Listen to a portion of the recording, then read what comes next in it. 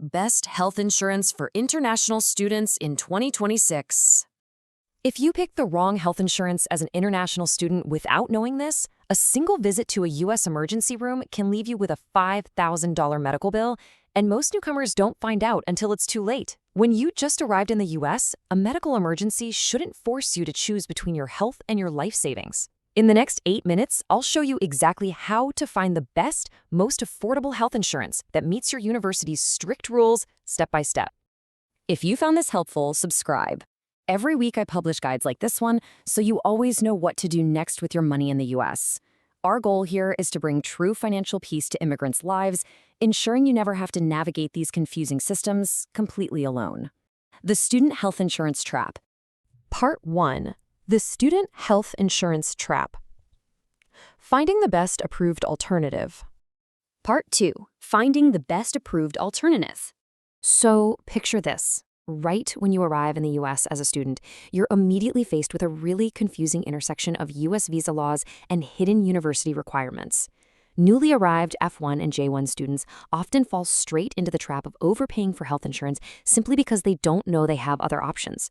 The university presents their mandatory default insurance plan, and honestly, most of us just assume it's our only legal choice to maintain our visa and register for classes. But here's the thing, you do not always have to take that default option. As you can see, a typical university plan might cost you around $2,500 per year, but if your university allows an outside policy, an approved independent plan offers the exact same coverage for around $1,200 per year. Specialized plans like ISO Student Health Insurance or International Student Insurance, ISI, are custom-built to offer the identical required coverage for up to 50% less. That is massive savings, just for knowing exactly where to look. Part 3. Understanding University Insurance Waiver Forms. Okay, so every single U.S. university has a strict list of medical benefits your independent plan absolutely must cover. To get out of paying for the expensive university plan, you have to successfully pass the International Student Health Insurance Waiver Form.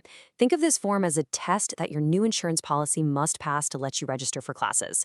Before you buy anything at all, you need to download the exact PDF checklist from your university's student health portal to verify the coverage limits. And a crucial warning here, please.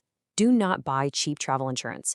Travel insurance does not equal comprehensive student health insurance. If you try to submit a basic travel policy, it will be immediately rejected by your school, and you'll be forced right into their premium plan anyway.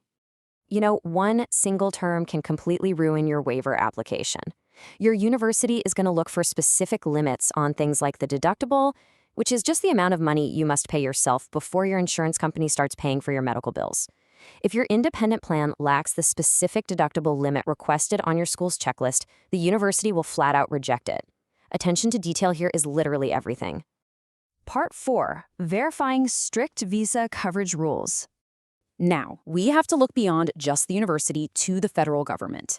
The U.S. government mandates strict baseline rules for student visas, and verifying these rules is absolutely essential to maintain your legal immigration status. For example, J1 visa federal guidelines legally require specific global travel benefits that standard U.S. domestic plans almost never include. You must ensure your policy explicitly includes at least $50,000 for medical evacuation, which means flying you to your home country for care if you are critically ill, and $25,000 for repatriation of remains. Failing to maintain a plan with these exact numbers literally puts your legal visa status at risk. Quick pause. If this is already making things clearer for you, hit the like button right now. It genuinely helps other immigrants find this explainer when they need it most. And drop a comment telling me, what's the one thing that confused you the most when you arrived? I read every single one. Part 5. Choosing within proper PPO networks.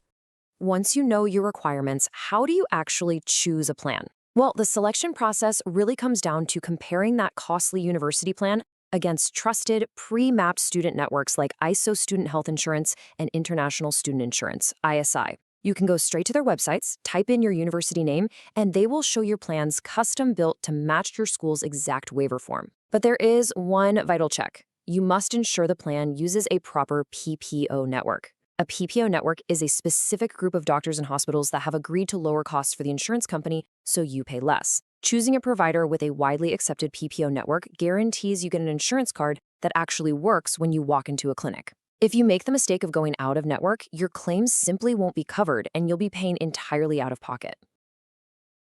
Part 6. Beating the strict waiver that burn. Here is the final waiver trick to actually save that money. Universities aggressively push their own insurance, making it look like you have no choice. But they are legally forced to drop the charge from your tuition bill if you successfully beat the waiver deadline. This deadline usually hits 2 to 3 weeks before the semester even starts.